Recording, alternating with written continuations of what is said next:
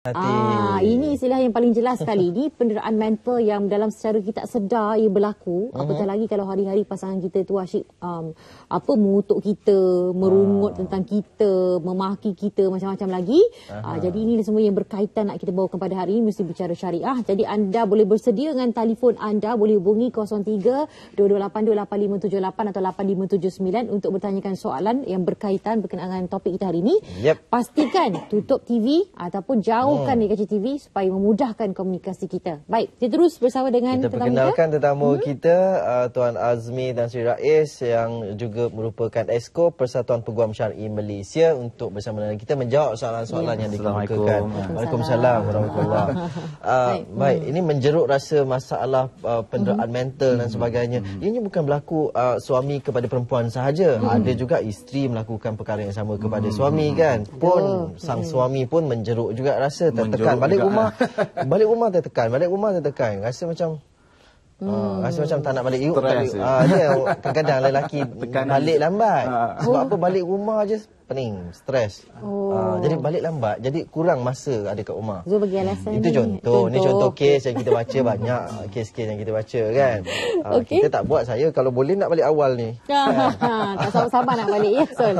Ada curfew kan. Itu lain, curfew tu pun masalah juga. Okey, jadi macam mana agaknya keadaan-keadaan ini dalam rumah tangga dapat kita atasi?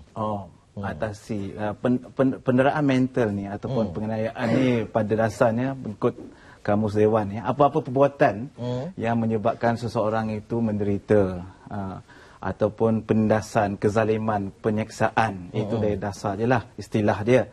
Jadi penderaan mental ni ada diklasifikasikan sebagai salah satu penganiayaan. Kalau kita lihat peruntukan Undang-Undang Keluarga Islam di bawah peruntukan fasah ya, seseorang suami atau isteri mana yang nyatakan tadi, suami isteri kalau dia menyebabkan pasangannya lazim hidup menderita ataupun dia memaksa pasangannya tidak mengikuti arahan agama contohnya, ataupun dia melupuskan harta pasangannya, itu pun satu bentuk penganiayaan juga. Nah, dalam konteks terhadap isteri, kalau kita paksa isteri itu hidup secara lucah ataupun kita tidak adil dalam poligami, itu pun satu penganiayaan juga. Itu satu pun penganiayaan. Jadi dalam beberapa keadaan bentuk penganiayaan itu, apa tindakan yang boleh dilakukan? Apa peruntukan-peruntukan yang boleh dibawa ke tengah? Peruntukan sebagaimana yang nyatakan tadi, Seksyen 53 Keluarga Islam Selangor contohnya, peruntukan fasah tadi, selain daripada alasan-alasan tadi yang saya nyatakan tadi, kalau penderaan mental tu disebabkan penganiayaan, disebabkan kalau pasangan tu berkawan dengan perempuan jahat atau lelaki jahat, juga satu penganiayaan juga. Impak daripada penganiayaan ni, kita boleh, kalau seorang yang mangsa tersebut boleh mohon cerai fasah tadilah. Cerai fasah tadilah. Kalau di bawah Seksyen 128 Enactment dalam Keluarga Islam, seseorang suami itu boleh, kalau menyebabkan penganiayaan, boleh dikenakan penalti maksimum 6 bulan dan denda RM1,000. Tapi pada tahap yang lebih serius lagi, kita boleh pergi ke kanun keseksaan. Kalau penganiayaan itu dah mula menjadi lebih serius, dia menyerang dengan jenayah, kekerasan jenayah, itu dah boleh ke 3 bulan, Seksyen 352 kanun keseksaan. Kalau menyerang dengan menggunakan senjata, Seksyen dan menyebabkan cedera parah contohnya, itu dah boleh masuk penjara 20 tahun. Kanun jenayah. Cedera parah dengan senjata. Kalau cedera parah saja tanpa senjata, maksimum 7 tahun penjara. Baik, sebelum dia melakukan tindakan, melaporkan kepada mahkamah dan juga pihak polis sebagai contoh, berapa kerap sebenarnya penganiayaan itu perlu berlaku baru dia bertindak? Adakah macam setengah orang yang hidup drama kan, baru suami dia cakap kan, awak ni gemuk lah, makan banyak, terus besok pergi buat laporan. Terus buat laporan. Baru sekali tu. Kan? Kalau berdasarkan hukum syarak dan juga peruntukan fasah yang dinyatakan kan, dia kena lazim menyakiti. Ya. Kalau penderaan mental ni kena lazim menyakiti dan sehingga menyebabkan tekanan mental yang amat sangatlah. Tapi kalau kecederaan itu menyebabkan parah, walaupun sekali boleh minta fasah dah. Boleh dianggap sebagai satu perbuatan fasah dah. Apa antara kes-kes yang pernah kes Hairun Omar, Hairun lawan Omar, didapati walaupun suami ni tak pernah mendera berkali-kali, tetapi dalam sekali itu dia menyebabkan kecederaan pada isteri, kecederaan parah, itu dianggap sebagai fasah. Itu dianggap sebagai satu perkara yang boleh diambil pembubaran perkahwinan lah. Fasah lah. Boleh ke tindakan hanya tindakan seperti dipenjarakan ataupun didenda tanpa pembubaran perkahwinan? Adakah macam tu?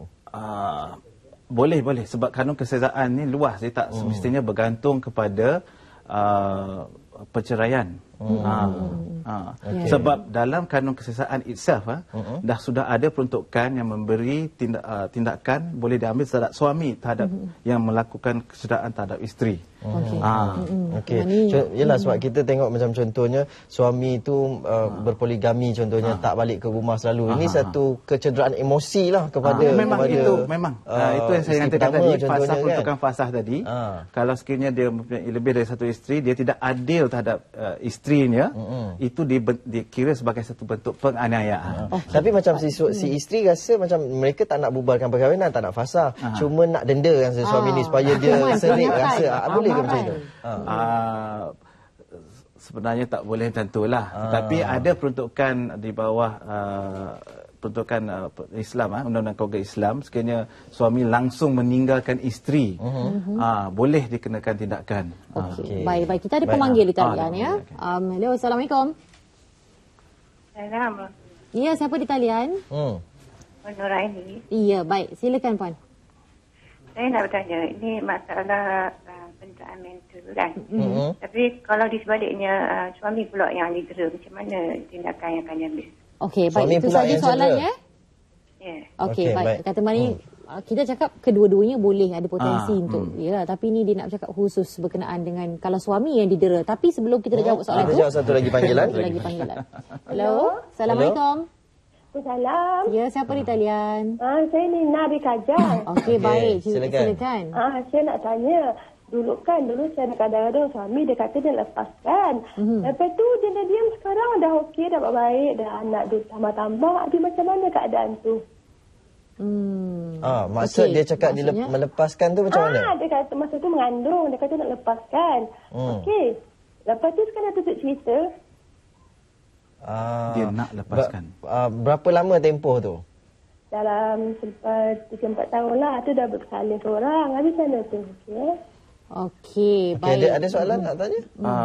Dia nak lepaskan tu dia cakap 4 tahun sebelum ni.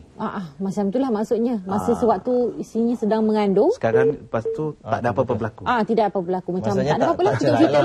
Mereka berbaik-baik semula lah orang kata. Itu kalau 4 tahun punya cerita, lepas tu tak ada apa-apa perbuatan susulan selepas tu, tak boleh dikira sebagai penganiayaan lah. Tapi kalau si suami tu asyik sikit-sikit gaduh ya, nak lafaz cerai. Sikit-sikit lafaz cerai. Kadang-kadang dia lafaz cerai pun tapi lepas tu tak mengaku. Ada pula suami ni hantar text message, kata saya ceraikan, lepas tu tak mengaku pula lepas tu. Dia tak mengaku ada niat contohnya. Tapi dalam apa perkara sekalipun, kalau penganiayaan tu berkerap berlaku sehingga menyebabkan emosi. Kalau para peguam ni dia akan advise klien dia lah.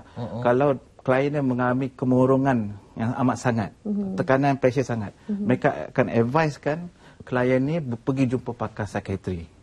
Untuk mendapat evaluation yang lebih profesional. Sebab pakar psikiatri ni boleh jadikan pakar, pendapat pakar di mahkamah nanti masa perbicaraan. Okey, baik. Dan berkenaan dengan soalan yang pertama tadi. Ya, si suami ataupun isteri boleh melakukan penderaan atau penganiayaan. Saya nyatakan tadi kan, lazim menyakiti pasangannya, sama ada oleh suami atau isteri, melupakan harta, ataupun berkawan dengan perempuan atau lelaki jahat, ataupun menyebabkan pasangannya tidak dapat mengikuti amalan agamanya, itu semua satu bentuk penganiayaan. Okey, jadi tindakannya pun sama juga. Kalau perkara tu dah menjadi serius sangat, saya cadangkan, saya syorkan buat laporan polis lah. Laporan polis, dan di bawah Akta Kedasan Rumah Tangga pun boleh boleh mendapat Perintah Pelindungan Interim, IPO. Tapi biasanya dalam kes-kes itu boleh ataupun tidak kita adakan mediasi ataupun kita adakan counselling, sesi counselling. Dah lah dia ni menyakitkan hati kita kan. Hari mendera perasaan, kita nak counselling pula. Itu soalan yang bagus. Selalunya kalau bagi penganiayaan yang tak begitu serius, yang mild, saya syorkan pasangan tu ataupun klien tu untuk membuat aduan rumah tangga di pejabat agama. Itu akan melalui sesi kaunseling lah. Tapi kalau kes tu difailkan, kes talak contohnya, dia akan melalui juga Jawatan Kuasa Pendamai, dan kemudiannya akan melalui proses hakam timbang tara lah. Dan pendamai, Jawatan Kuasa Pendamai dan hakam akan menilai keadaan rumah tangga tersebut. Ahli Jawatan Kuasa Pendamai akan menilai sama ada perbalahan, ada syikok tak dalam perkahwinan tu. Okey, dan bukti-bukti yang diperlukan bagi mengukuhkan lagi dia punya dakwaan tindakan dia tu, apa pula yang diperlukan?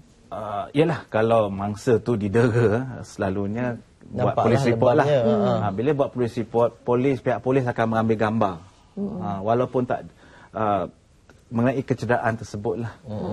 Dan pihak polis akan merujuk pada pakar perubatan juga, government hospital, untuk menilai kecederaan yang dialami. Kalau mental dalaman kan, jadi dia boleh buat pemeriksaan lah. Pakar sekretari. Okey, kita ada pemanggil.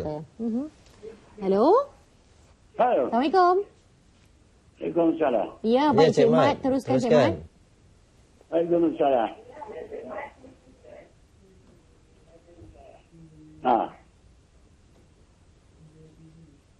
Teruskan Cik Mat.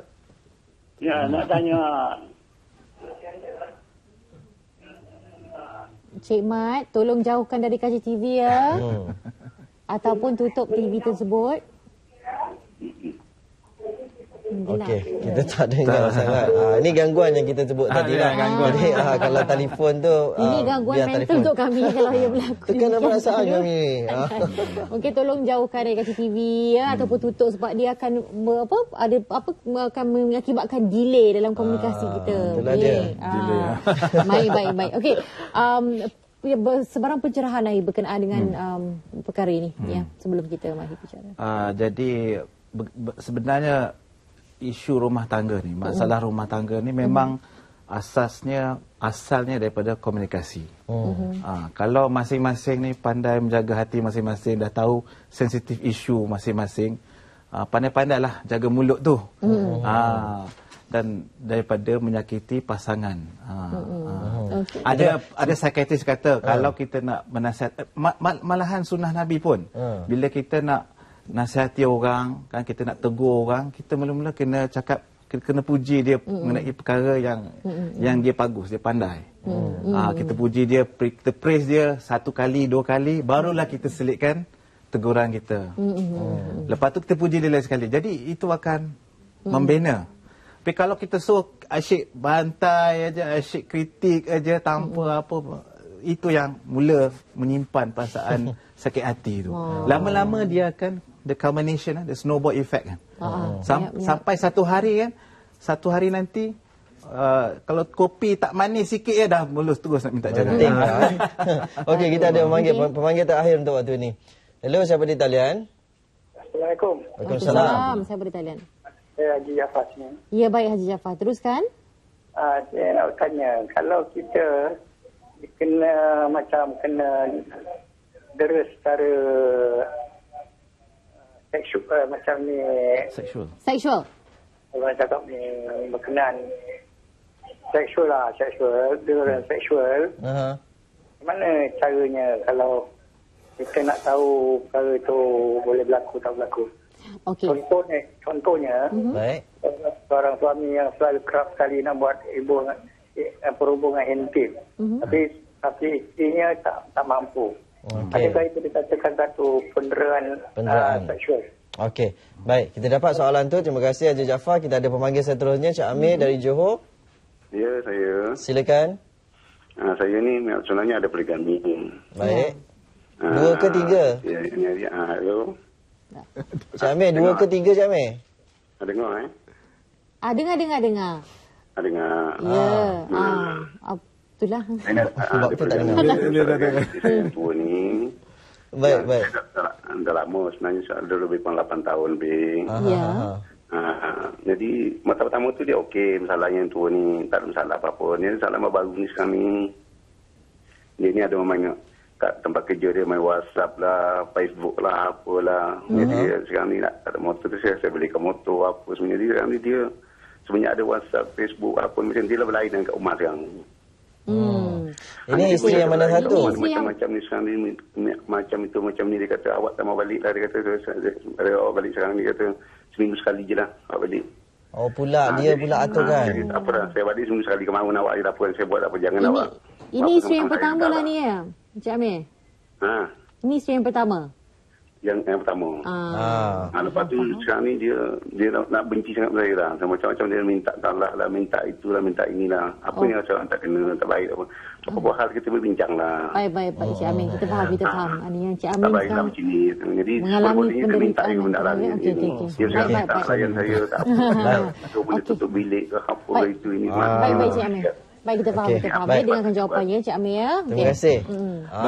Bagi soalan yang pertama tadi, kalau ada gangguan seksual lah, ianya boleh diambil tindakan di bawah Akta Kedasar Rumah Tangga lah. Ya.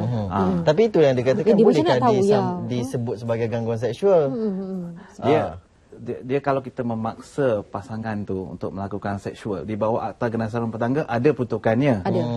Tapi dalam masa yang sama, kalau si suami itu mengadakan hubungan kelamin dan pula isteri pula tak nak, saya syorkan si suami itu membuat tindakan fasah lah, nusyus lah terhadap isteri tersebut.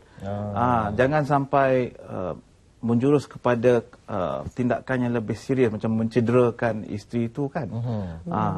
Tapi itulah mungkin dia sifatkan sebagai selalu dalam Islam pun orang yang paling baik adalah orang yang melayan isteri dengan baik.